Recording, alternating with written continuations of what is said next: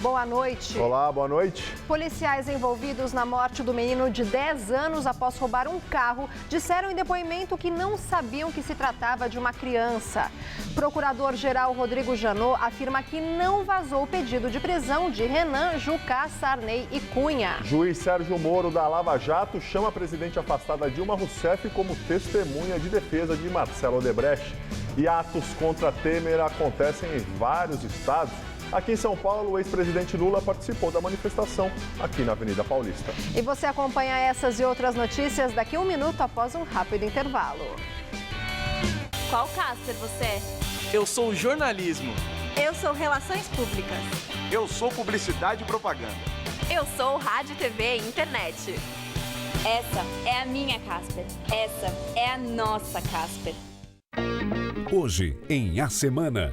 Como destruir sua carreira em uma semana com o MC Biel? A gente vai saber a que pé anda a Operação Lava Jato num bate-papo com um jurista fera e também o que aconteceu com a deputada Thieron, que ia definir o processo de cassação do Cunha e sumiu do mapa. E para curtir, tem também Laboratório Fantasma na área, meus amigos. O gente finíssima Fiote mandando um som para você em casa. Valeu!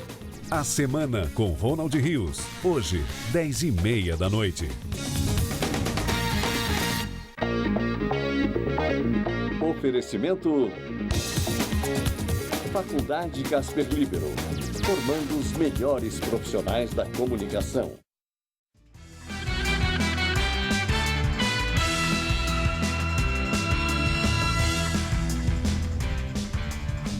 Prestaram depoimento hoje 4 dos 6 policiais envolvidos na morte de um menino de 10 anos baleado após roubar um carro no Morumbi. A corregedoria investiga a conduta dos PMs. Um garoto de 11 anos que também estava no carro já deu 3 versões da história. A questão principal é se o menino morto atirou ou não nos policiais. Hoje, os PMs disseram que não sabiam que se tratava de uma criança ao volante. Uma reconstituição do caso será marcada. A questão de que os policiais não sabiam que era uma criança, eles confirmaram essa versão? Não? Confirmaram, inclusive aquele que ficou abordando o veículo no final ali, que dá a impressão que ele atirou depois que ele caiu da moto. O tiro aconteceu antes de ele cair da moto e quando ele já estava ali, ele ficou no estado de choque quando ele viu que era uma criança. Ele jamais imaginaria que teria uma criança no volante de um veículo. Não teve a intenção da execução, o tiro dado foi dentro do previsto do procedimento operacional da Polícia Militar. A cena, onde o menino estava foi mexida, houve isso, por que isso ocorreu? Olha, a perícia apontou, O que a perícia disse, ela não está errada nesse aspecto. Por quê? Quando chegou a unidade de socorro médico, tentaram socorrer o garoto ali no banco do veículo. Então é natural que se mexesse com a vítima ali. Os familiares das vítimas do acidente de ônibus que aconteceu na rodovia Mogi Bertioga prestaram as últimas homenagens aos jovens. 10 pessoas foram enterradas em São Sebastião. Outros corpos foram para São Paulo, Itaquaquecetuba, São Luís do Paraitinga e em cidades do Paraná e do Piauí. A polícia investiga o que teria provocado a tragédia. A empresa responsável pelo ônibus alega que não houve excesso de velocidade.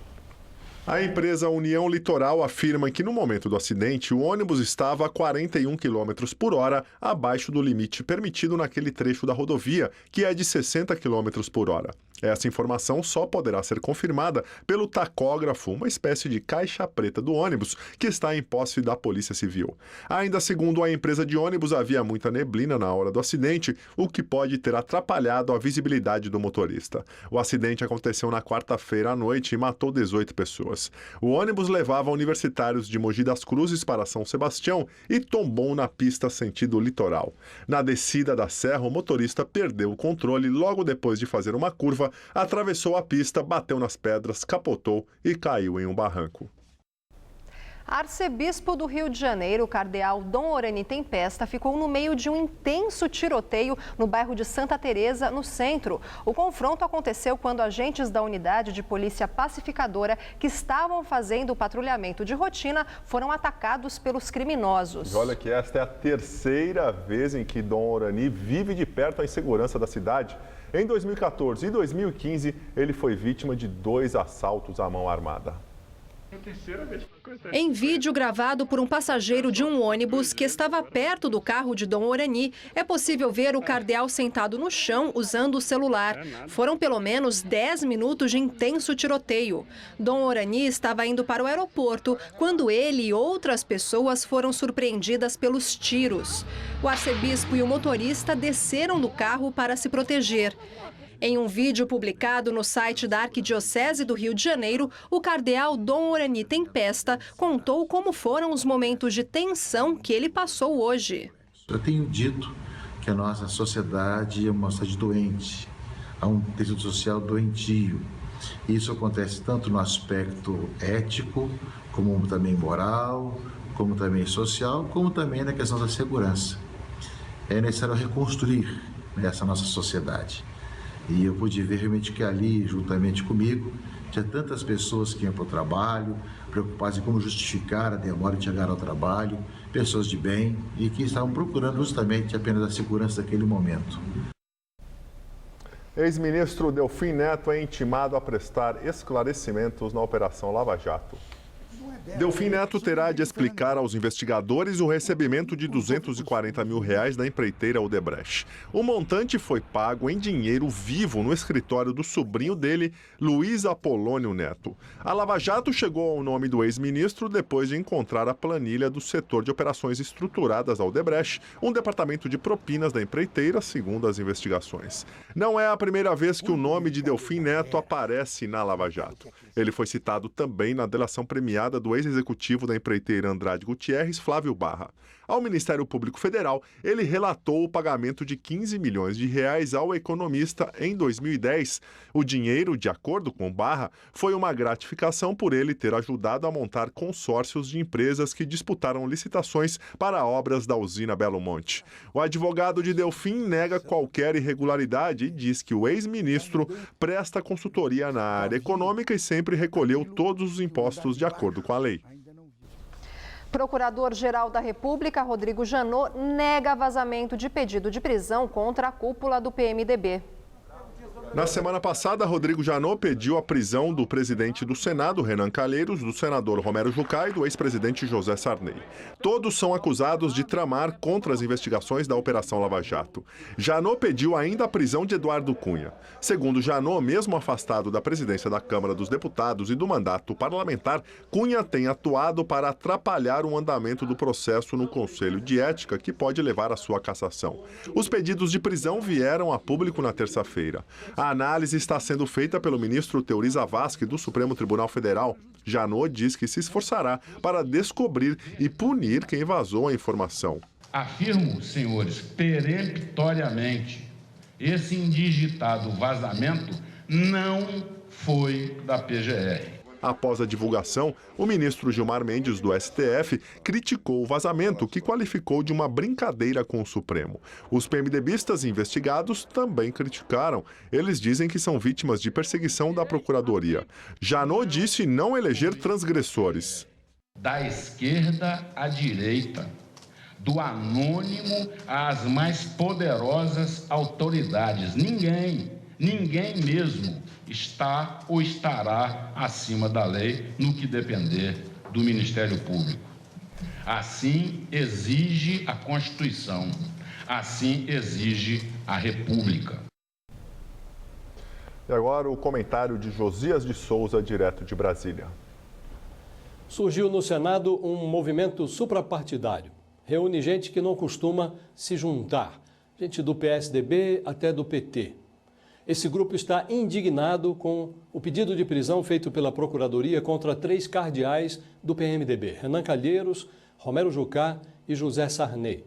Foi pedida também a prisão do deputado Eduardo Cunha, mas os senadores estão preocupados mesmo com a situação desses 3 personagens que foram gravados em conversas vadias pelo ex-presidente da Transpetro, Sérgio Machado. Nesses diálogos, os personagens soam como se estivessem tramando contra a Operação Lava Jato.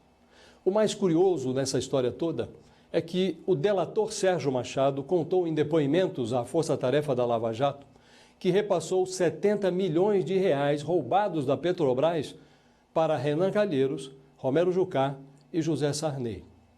Mas sobre isso, os senadores silenciam. Eles preferem se indignar contra um pedido de prisão cujos fundamentos ainda não são nem conhecidos. E quanto ao assalto de 70 milhões de reais, silêncio.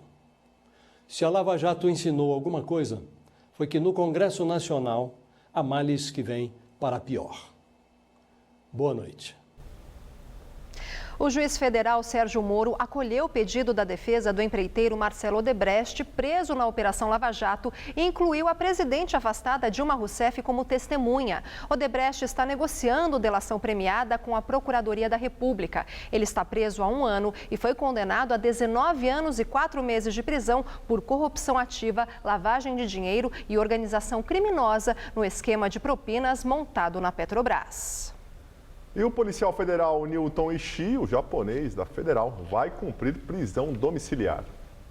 Pela decisão judicial, Ishii cumprirá a pena num tipo de regime semiaberto que permite que ele fique em casa, mas ele terá que usar uma tornozeleira eletrônica. Ele não poderá sair à noite e nem aos finais de semana e não pode deixar Curitiba sem autorização da Justiça. A pena alternativa foi dada por causa da falta de vagas no sistema penitenciário para o cumprimento do regime semiaberto tradicional, no qual o preso dorme na penitenciária. Newton Ishii foi condenado a 4 anos e 2 meses de prisão pelo crime de facilitação de contrabando. Ishii continuará atuando na Polícia Federal, mas em um cargo interno. Ele ficou nacionalmente conhecido na Lava Jato e era responsável pela escolta dos presos. Ministro do Supremo Tribunal Federal, Teori Zavascki, libera para julgamento uma ação contra o presidente afastado da Câmara dos Deputados, Eduardo Cunha. A liberação da segunda denúncia significa que Teori Zavascki, relator da Operação Lava Jato no STF, já concluiu sua análise sobre o caso. Agora, os outros ministros do STF também devem se manifestar. A acusação é baseada em investigação aberta em outubro do ano passado sobre o deputado, sua mulher, Cláudia Cruz, e uma de suas filhas, Daniele Cunha. O inquérito aponta indícios de que o deputado teria cometido 3 crimes: evasão de divisas, corrupção passiva e lavagem de dinheiro. Ontem, o juiz Sérgio Moro aceitou uma denúncia contra Cláudia Cruz e ela virou ré em uma ação da Lava Jato. O Supremo já aceitou uma outra denúncia sobre Cunha na operação, relativa a uma suspeita de que ele exigiu e recebeu ao menos 5 milhões de dólares em propina de um contrato de um estaleiro com a Petrobras. Ele nega as acusações. Hoje, o Procurador-Geral da República mandou para o Supremo a 3ª denúncia contra a Cunha. Nela, o deputado é acusado de receber propina de contratos das obras do Porto Maravilha, no Rio de Janeiro. Cunha nega. E agora vamos ao comentário de política com José Neumann e Pinto. A coisa não está fácil para o Cunha, não. O Zavascki aceitou o 2º processo contra ele. E o Janot já aproveitou e mandou para o Supremo, ou seja, para o Zavascki de novo, o 3º. Agora, o pior de tudo é que Cláudia Cruz, a mulher dele, a bela mulher dele, foi tornada ré pelo juiz Sérgio Moro, lá em Curitiba, e o procurador Deltan Dallagnol definiu bem a situação dela ao dizer que ela gastou $1 milhão com quinquilharias de luxo e de grife, né? Ou seja, ela lembra aquela mulher a qual o sambista se dirige no clássico Amélia, né? Você só sabe fazer exigência, tudo que você vê, você quer. Ela quer e compra, com o nosso dinheiro. Então, com isso, é possível nós dizermos o seguinte: o Eduardo Cunha é, digamos assim, um membro intermediário da organização criminosa que arruinou o Brasil nos últimos 14 anos. E certamente, mais dia menos dia, vai pagar por isso. E a mulher dele virou uma espécie de símbolo do luxo bandido, que significa, na verdade, o seguinte: tomar dinheiro do cidadão para pagar bolsas da Louis Vuitton para a mulher dele. Ou seja, ela é o símbolo do luxo bandido que manda e que esgota o Brasil. Eu volto terça-feira, direto ao assunto. Em pé. Senado defende no Supremo Tribunal Federal que a suspensão de parlamentares depende de aprovação do plenário da Câmara ou do próprio Senado. O parecer foi enviado em proposta a uma ação de aliados de Eduardo Cunha, que foi suspenso após determinação do STF. O mesmo já ocorre quando o Supremo determina a prisão de um parlamentar. O presidente do Senado, Renan Calheiros, também é alvo de um pedido de afastamento do mandato proposto pelo Ministério Público Federal. Procuradoria-Geral da República pede ao Supremo Tribunal Federal para investigar o senador Romário, do PSB do Rio de Janeiro. Há suspeita de que Romário tenha recebido R$100 mil da construtora Odebrecht como caixa 2 de campanha na eleição de 2014. Rodrigo Janot encaminhou o pedido ao ministro Teori Zavascki, relator da Lava Jato, no STF, que vai verificar se há indícios de ligação de Romário com o chamado Petrolão. Essas suspeitas surgiram após a análise de mensagens de celular trocadas entre o presidente da construtora, Marcelo Odebrecht, e um de seus executivos, Benedito Barbosa da Silva Júnior, que chegou a ser preso na Operação Lava Jato. Marcelo Odebrecht está preso no Paraná e negocia delação premiada. Por meio de sua assessoria, Romário negou as suspeitas e disse refutar veementemente qualquer acusação de doações ilegais em sua campanha. Manifestantes protestaram hoje contra o governo interino do presidente Michel Temer em 24 estados e também no Distrito Federal. Aqui em São Paulo, o ato foi na Avenida Paulista e contou com a presença do ex-presidente Lula. 4 quarteirões da Avenida Paulista ficaram fechados, próximos ao MASP, onde a manifestação começou às 5 da tarde. A tropa de choque foi acionada. O ato Fora Temer, organizado pelas frentes Brasil Popular e Povo Sem Medo, aconteceu também no Distrito Federal e em outros 24 estados. A presidente afastada, Dilma Rousseff, que está em São Paulo, era esperada na manifestação, mas acabou desistindo.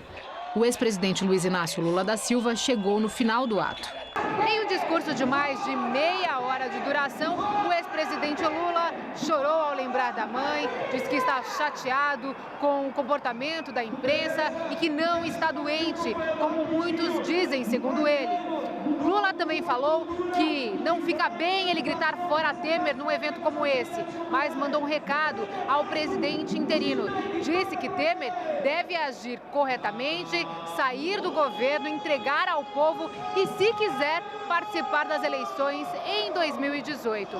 Falou também que está esperando o dia que provem que ele teve algum desvio ou qualquer ato de corrupção, mas que teme pelas instituições, em especial Ministério Público e Polícia Federal. E quanto mais tentam manchar a imagem dele, mais ele está convencido a participar das eleições em 2018.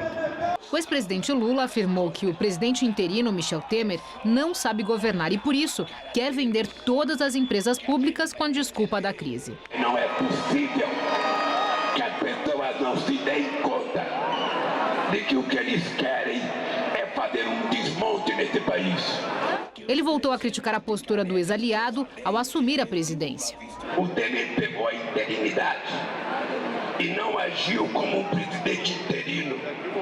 Ele assumiu como se fosse e com a mesma liberdade, autonomia e autoridade que Fidel Castro, quando entrou em Havana, depois da Revolução de 1959.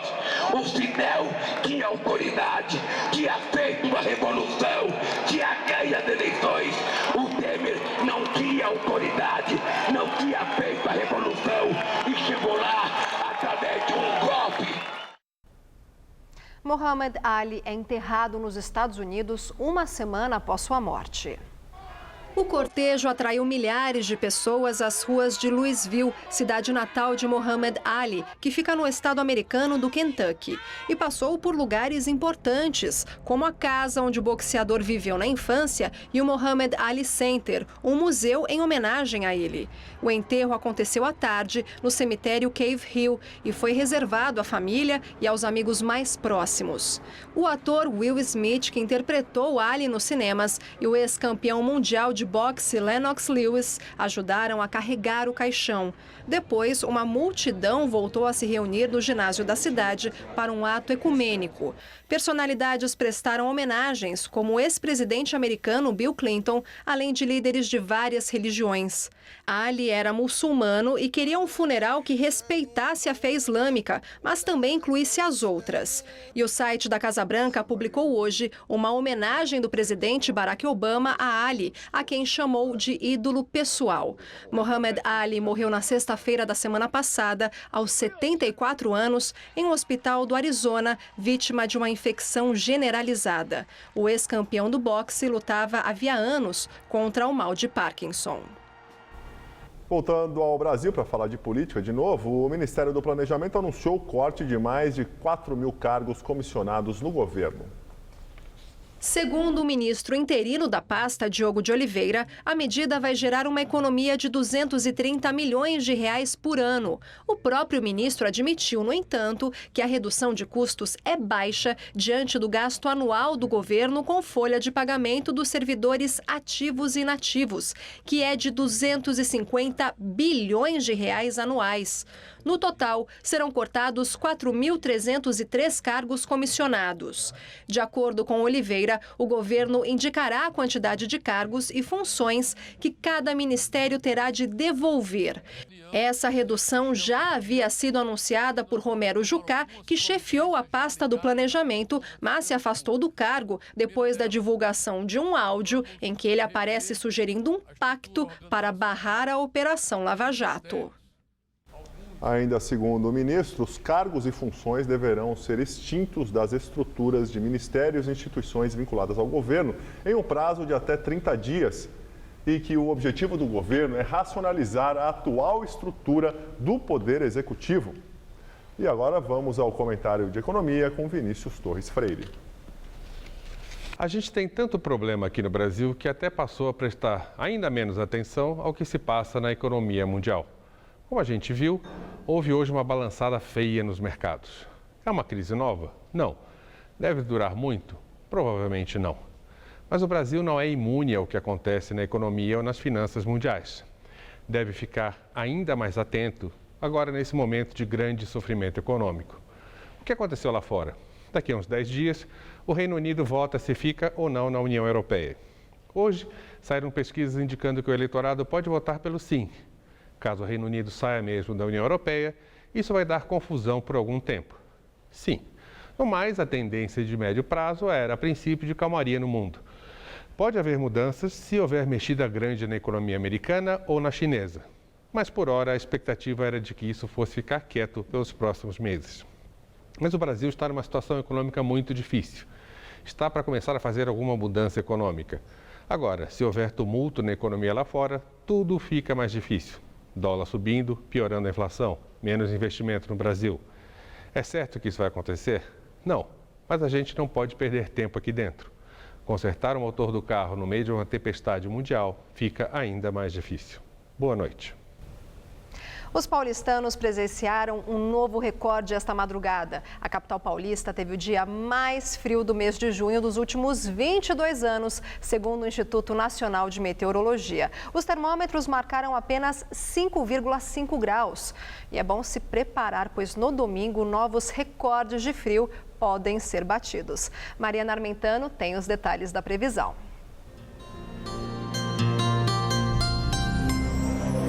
De acordo com os meteorologistas, o frio só vai diminuir um pouquinho no meio da semana que vem. Mas enquanto isso, olha, vamos nos agasalhar. Para o final de semana, uma nova massa de ar frio vai reforçar o ar polar que resfriou o estado de São Paulo nos últimos dias e causar uma queda maior ainda nas temperaturas. Em Campos do Jordão, na Serra da Mantiqueira, pode fazer até 0 grau agora à noite. Já em Marília, em Presidente Prudente e em Presidente Bernardes, teremos mínima de 6 graus ao amanhecer. Na cidade de Bauru, mais ao centro do estado, a temperatura à tarde não vai passar dos 17 graus. E no litoral, chega a fazer só 14 graus, em Santos e em Caraguatatuba. Vamos ver como fica o final de semana aqui na região metropolitana? O sábado vai amanhecer com 5 graus por aqui e durante o dia não vai fazer mais que 15 graus. No domingo, há chances de geada nas áreas mais afastadas do centro e as temperaturas vão ficar entre 4 e 16 graus. E para começar a semana, mais frio ainda. Mínima só de 3 graus na madrugada e máxima de 16 na segunda-feira, também com chances de geada. E uma última notícia, o Procurador-Geral da República, Rodrigo Janot, pediu ao Supremo Tribunal Federal para remeter ao juiz Sérgio Moro, da Justiça Federal do Paraná, primeira instância, as investigações relativas ao ex-presidente Luiz Inácio Lula da Silva e ao ex-senador Delcídio do Amaral, atualmente sem partido. E isso em acordo de delação premiada, Delcídio acusou Lula de tentar evitar que o ex-diretor da Petrobras, Nestor Cerveró, colaborasse com a Operação Lava Jato no início de maio. Lula foi denunciado por obstruir as investigações da Lava Jato. Bem, nós ficamos por aqui. Lembrando que a edição de hoje pode ser vista no site do Jornal da Gazeta. Uma boa noite para você. Uma boa noite, Lu. E tenham um bom final de semana a todos. Uma boa noite. Fique agora com a semana com o Ronald Rios. Até.